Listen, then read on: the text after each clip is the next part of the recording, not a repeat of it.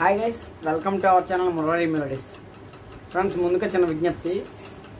మన వీడియోస్ని చాలామంది చూస్తున్నారు, మన షార్ట్స్ని కూడా చాలామంది చూస్తున్నారు.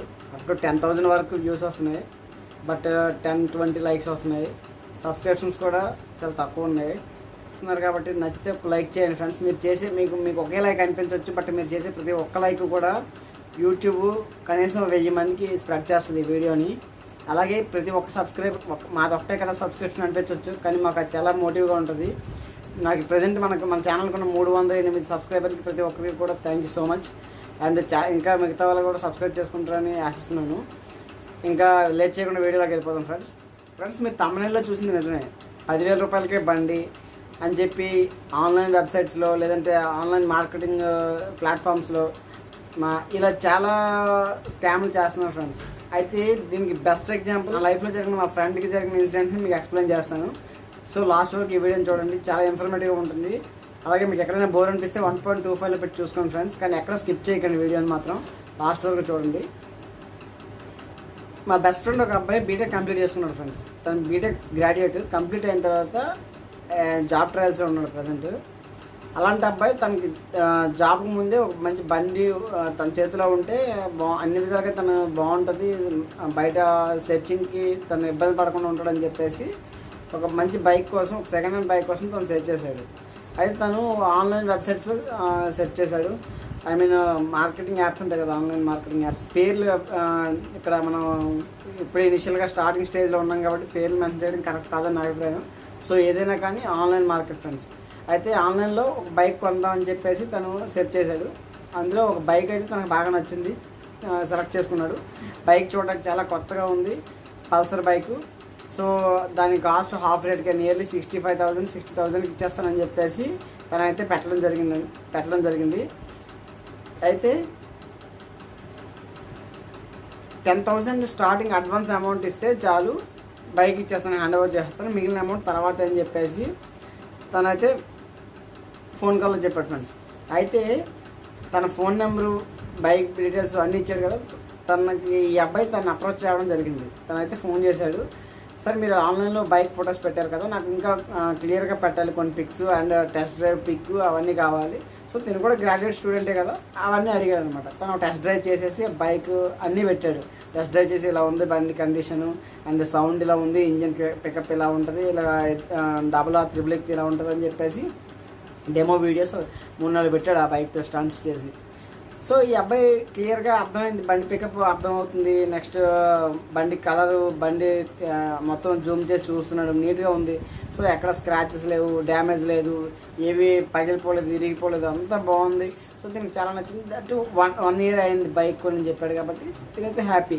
ఓకే నేను తీసుకుంటాను సార్, నాకైతే వెహికల్ ఇవ్వండి, హ్యాండ్ ఓవర్ చేయండి అని చెప్తే, సో మీకు దగ్గరలో లేదండి, నేను చాలా లాంగ్ కదా నాకు, సో మీరు వస్తే నేనే రావాలి, నేనైతే రాలేనండి అన్నాడు ఆయన. సో ఈ అబ్బాయి చేసిన మిస్టేక్ ఏంటంటే అలా అనగానే అయితే తిని వెళ్ళాల్సింది, లేదంటే వాళ్ళని తీసుకురమ్మని చెప్పి ఫోర్స్ చేయాల్సింది. తినేం చేశాడంటే, ఓకే సార్ నో ప్రాబ్లం, మీరైతే దాన్ని ట్రాన్స్పోర్ట్లో ఇచ్చి పంపించండి బైక్, నేను మీకు అమౌంట్ హ్యాండ్ ఓవర్ చేస్తాను, అయితే త్రూ UPI బ్యాంక్ పేమెంట్ చేస్తానని చెప్పి అన్నాడు. సో దాన్ని అడ్వాంటేజ్గా తీసుకుని ఆయన ఏం చేశాడంటే, స్టార్టింగ్ ఫస్ట్ తందే బైక్ అని చెప్పాడు, తర్వాత లేదు మా బ్రదర్ బైక్ అని చెప్పి సీబుక్ ఫోటో పెట్టాడు. అయితే వాళ్ళ అడ్రస్ చెప్పాడు, అన్నీ క్లియర్గా అన్నీ చెప్పాడు, కానీ అడ్రస్ ప్రూఫ్ అయితే ఏమీ పెట్టలేదు.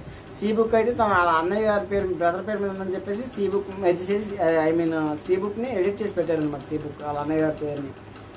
సో సీబుక్ చూసిన తర్వాత, బైక్ చూసిన తర్వాత తిను కూడా ఓకే అంతా బాగానే ఉంది, అయితే నన్ను ఏం చేయమంటారని చెప్పి అడిగితే ఒక 5,000 ప్రజెంట్ ట్రాన్స్పోర్టేషన్ ఛార్జెస్ కానీ లేదంటే పేపర్ వర్క్ అది ఉంటుంది కదా, సో నాకు ఫస్ట్ 5,000 ఒక అడ్వాన్స్ పంపించండి అని చెప్పి అన్నాడు ఆయన. సో 5,000 కదా, ఆయన 60,000కి ఫైనల్ అయింది బైక్ ఇస్తానని చెప్పేసి అనుకున్నప్పుడు 5,000 మనకు ఫస్ట్ 10,000 అడిగారు, కానీ ఇప్పుడు 5 అడుగుతున్నారు కదా, సో నో ప్రాబ్లం అని చెప్పేసి 5,000 ఆయనకి ఫోన్పే చేశాడు UPI త్రూ.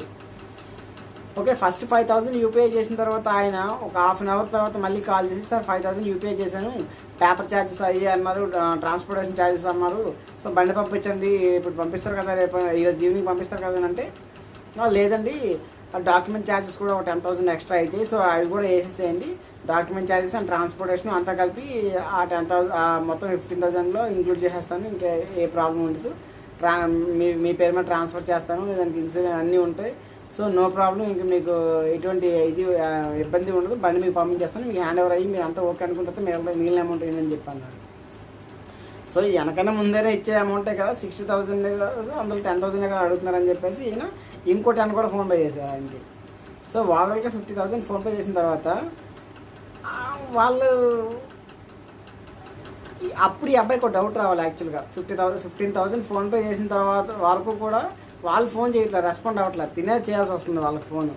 మళ్ళీ ఫోన్ చేశాడు, సార్ 15,000 అమౌంట్ వేసాను కానీ ఇప్పటివరకు మీరు బండి ట్రాన్స్పోర్ట్లో వేసినట్టు కానీ వాళ్ళు ఎల్ఆర్ కాపీ కానీ నాకేం పెట్టలేదు సార్, మీరు నాకు పెడతారా లేదంటే నన్ను రమ్మంటారా లేదంటే మీరు వస్తారా లేదా ఏంటి విషయం అని చెప్పి అడిగితే, లేదండి మా బ్రదర్ బండికి అడ్వాన్స్ ఇవ్వకుండా బండి వేయద్దని చెప్పి అన్నారండి. సో నాకు ఇంకో 15,000 అడ్వాన్స్ కింద పే చేస్తే తప్ప నేను బండి వేయలేనండి, అప్పుడు 50% అమౌంట్ అవుతుంది, సో ఇంకా 50% అమౌంట్ డ్యూ ఉంటుంది, తర్వాత చూద్దామని చెప్పి అన్నారు. అదేంటండి ఫస్ట్ 10,000 అన్నారు, ఇప్పుడు 15,000 డాక్యుమెంట్ ఛార్జెస్ అంటున్నారు, 15,000 అడ్వాన్స్ ఇవ్వాలంటున్నారు, సో ఇది కరెక్ట్ కాదు కదా అని అంటే, లేదు సార్ మరి ఏమనుకోకండి, నాకు ఆ అమౌంట్ వేస్తే నేను బండి అంతా వేస్తాను అన్నారు. సో ఇంకెలాగో 15,000 వేసాం కదా, ఇంకో 15,000 వేస్తే బండి పంపిస్తాను అంటున్నారు అన్న హోప్తో ఈ అబ్బాయి ఇంకో 15,000 కూడా పంపించారు. సో ఓవరాల్గా 30,000 అయింది అక్కడికి అమౌంట్. సో ఆ రోజు ఈవినింగ్ అయిపోయింది, ఆల్మోస్ట్ నైట్ అయిపోయింది, ఈరోజు ఇంకా అవ్వదంటే రేపు మార్నింగ్ వేస్తానని చెప్పేసి ఫోన్ పెట్టేశాడు ఆయన. ఓకే ఫోన్ పెట్టేశాడు, రేపు మార్నింగ్ చేస్తాడేమో అని చెప్పి చూస్తే రేపు మార్నింగ్ కూడా ఆయన ఫోన్ చేయాలి. రేపు నేనే కాల్ బ్యాక్ చేసే ఫోన్ స్విచ్ ఆఫ్. ఎందుకంటే నేను 30,000 అమౌంట్ వేసి ఇంటికి ఫోన్ స్విచ్ ఆఫ్ వస్తుందని చెప్పేసి ఫోన్ కంటిన్యూ ట్రై చేస్తూనే ఉన్నాడు హాఫ్ డే మొత్తం. ఆయనైతే ఫోన్ స్విచ్ ఆఫ్. పెట్టిన అడ్రస్ ప్రూఫ్ కరెక్ట్ అయింది కాదు, సేబుక్ చూస్తే ఎడిట్ చేసింది సేబుక్ క్లియర్, తర్వాత జూమ్ చేసి వస్తే క్లియర్గా అర్థమవుతుంది. ఆ ఓవర్లుక్లో ఫస్ట్ చూడలేదు, బట్ తర్వాత క్లియర్గా అబ్జర్వ్ చేస్తే ప్రూఫ్స్ కోసం అదంతా ఎడిట్ చేసింది సేబుక్. బండి నెంబర్ ఆయన తెలివిగా బండి నెంబర్ ప్లేట్ తప్ప మిగతా బండి అంతా కవర్ అయ్యేలా ఫొటోస్ వీడియోస్ తీసి పెట్టాడు. పోలీస్ స్టేషన్కి ఇదే విషయాన్ని పోలీస్ కంప్లైంట్ ఇద్దామని చెప్పి స్టేషన్కి వెళ్తే వాళ్ళు లేదండి మనకి సైబర్ క్రైమ్ అయినా 50,000 దాటి తప్ప 50,000 లోపు అయితే మనం ఏం చేయలేము, తీసుకోలేమండి సైబర్ క్రైమ్ అని చెప్పేసి చేతిసారు పోలీసులు. ఇంక ఈయన చేయగలిగింది ఏమీ లేక ఇంకేం చేస్తాడు, అవి డిసప్పాయింట్ అయ్యి ఇంకా అప్పుడు రియలైజ్ అయ్యాడు అనమాట, 30,000 ఆల్రెడీ నేను స్కామ్లో దొరికిపోయాను అని చెప్పేసి. సో ఆ తర్వాత ఆయన ఎక్స్పీరియన్స్ని మనతో పంచుకున్నాడు. సో ఇదే ఆయన ఎక్స్పీరియన్స్ని మీతో నేను షేర్ చేసుకుంటున్నాను.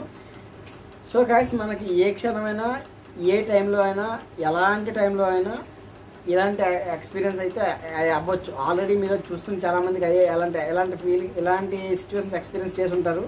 లేని వాళ్ళు మాత్రం చాలా జాగ్రత్తగా ఉండండి. ఎందుకంటే మనం ఎంత తెలివిగా బిహేవ్ చేస్తామన్నా ఎంత తెలివిగా ఆలోచిస్తామన్నా సరే వాళ్ళు మనకంటే చాలా తెలివిగా ఫస్ట్ నమ్మకంతో మనల్ని టార్గెట్ చేస్తారు. నమ్మకం అనే పేరు చెప్పి నమ్మకం లేదా మీరు నమ్మకం లేకపోతే అది మీ ఇష్టం, నేనేం చేయలేను, లేదంటే ఇంత నమ్మకం లేకుండా ఎలా ఉంటున్నారు, ఇలాంటి మాట్లాడి మనల్ని మెంటల్గా డైవర్ట్ చేస్తారు. ఫస్ట్ ఏముందిలే వాళ్ళు మనలాగే కదా, సో ఈ అమౌంట్ వేసినంత మాత్రం చీట్ చేయడానికి వాళ్ళకి చాలా ఈజీగా చాలా ఎక్కువ ఛాన్సెస్ ఉంటాయి చీట్ చేయడానికి.